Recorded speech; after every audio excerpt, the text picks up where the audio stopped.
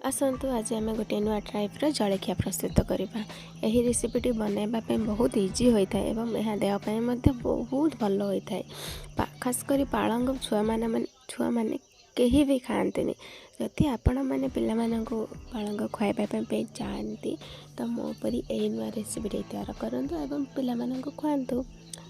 तो चलते प्रथम आम कि बासमती चाउल नहीं जावा गोटे पाउडर हाफ कप एवं घरे पेसा जाइथिबा धनिया half cup 2 cup bread crumbs एवं गोटे अदा।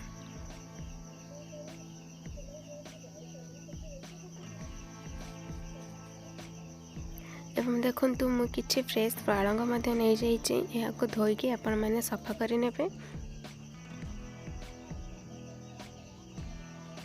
खासकर पालंगर छुआ मानक पसंद हो न था तो आपण मैंने यही रेसिपीटी घरे बनातु एवं छुआ मानक दिंतु से निश्चय पसंद करेंगे। यही रेसिपीटी को आपण मैंने स्नैक्स आकार में दे पारे कि ब्रेकफास्ट आकार में दे पारे। देखो पालंग को मु मझी कट कर आपण मैंने भी करने एवं आम से गोटे अदा को पीस पीस करके स्लाइस आकार में काटि नबा कहीं आमको और यह ग्राइंडिंग करने पड़ो। देखो मुझे छोट छोट करके काटि नेली। एबे आमे गोटे जारटी नेबा से आमे काटी रखी पालंग को पकाई नेबा।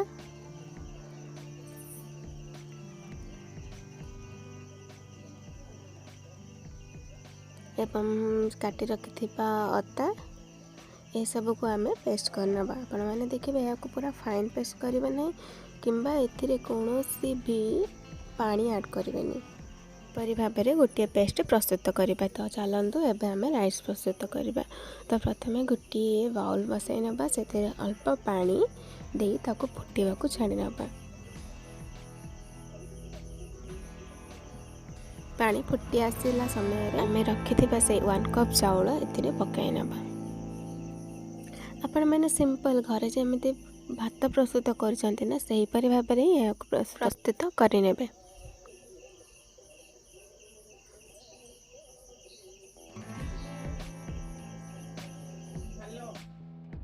बस आपण मैंने गोटे कथा मन रखिए जे भात को आम पूरा भाव में सीझा छाड़ीदे नहीं अल्प हार्ड थी आम यहाँ गाड़ी ना। देखो यहपरी भाव में मुझे गाड़ी नेली और चलते आम यार मेन कोर्स आड़ को जावा। देखो प्रथम आम जो बाटी रखी पालंग एवं अदा को गोटे बाउल को काढ़ी ना एवं कि सही भात को एवं गोटे बड़ साइज बाउल रे माप कर आम एदेबा। एवं आम ए दर छेचा करके रखी धनिया को पकई ना एवं जीरा पाउडर मध्य पकई ना।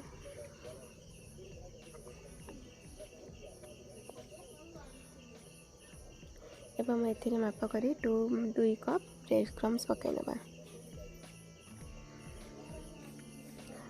एवं अल्प बा हाफ चामच चाट मसला पकई ना। स्वाद अनुसार लुण देकी यह आम हाथ साहाय्य चकटी ना। देखो आपण मैंने यह पूरा भाव में मिक्स करके गोटे डो प्रस्तुत करने।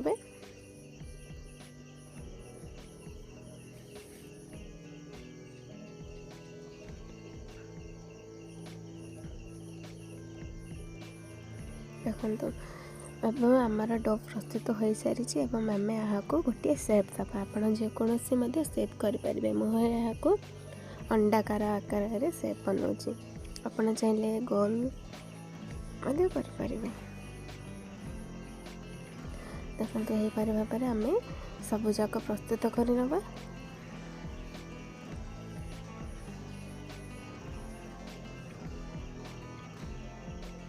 देखो मोर सब जाक प्रस्तुत हो सारी तो एवं आम यहाँ फ्राए करवा। फ्राए करने पूर्व आप ध्यान रखिए जे यह उपर अल्प ब्रेड क्रम्स पकई ने जहाद्वारा कि आमर यही बल्स जाक से अटकबनी। तो चलो आम फ्राए करनबा। फ्राए करने गोटे पैन बसाई से तेल नहीं नवा एवं तेल को गरम होगापी कि समय छाड़ी ना। तेल गरम हो आसिले आपण मैंने से तैयार करी रखिଥିବା बॉल्स जाक एथिरे ऐड करनेबे। देखंतु मु गोटे गोटे करी एथिरे सब बॉल्स जाक पकाई नेली। आपण माने मते ध्यान सहित पकाइबे कि नचेत आपण मानकर हाथ भी जली जाय पारे। आपण एही बॉल्स को छानिबा समय रे गैस रो फ्लेम को लो ही करिवे, काहे ना यार आमे जो राइस दे छंती ना ताको टिके टाइम लागिबो सिजिबा पई। हम आपण माने गोटे चम्मच साहाय्य रे एहा को उल्टे नेबे।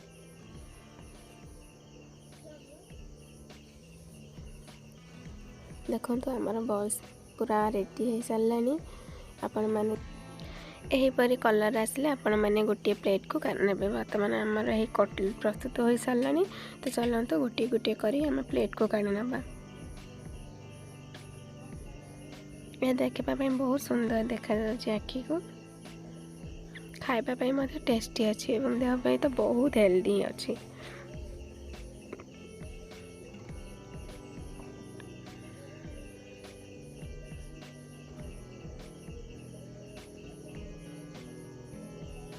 को गोटे प्लेट को काढ़ी नहीं। बर्तमान आम यहाँ को सर्व करवा। आपण मानकर चॉइस अनुसार आपण मैंने कौन सी प्लेट रे यहाँ को सर्व करें। आपण मैंने सर्व कर सारा पर जदि चाहिए यार स्वाद द्विगुण करने तो आपण मैंने चिली सॉस कि रेड चिली सॉस यूज करें। हमारा गरम गरम स्पिनेच कटलेट प्रस्तुत हो सारानी। आपण मैंने घरे प्रस्तुत करंतु एवं केमिति लागिला मते कमेंट करके कहतु। जदि आपण मो चैनल नुआ अछंती तो प्लीज़ मो चैनल को सब्सक्राइब करंतु। पाखे थिबा बेल आइकन को दबाई दियंतु, जहाँ द्वारा कि मु प्रस्तुत करुथिबा नुआ नुआ वीडियो आपण मानक पाखरे अति सहजरे पहुँची परिबा। ए रेसिपी घरे बनातु एवं आपण पिला छुआ मानक खुआंतु। मु वादार सहित कहूँ जे रेसिपी आपण मानक बहुत पसंद लगिबो। तो चलतु एबे रखुची।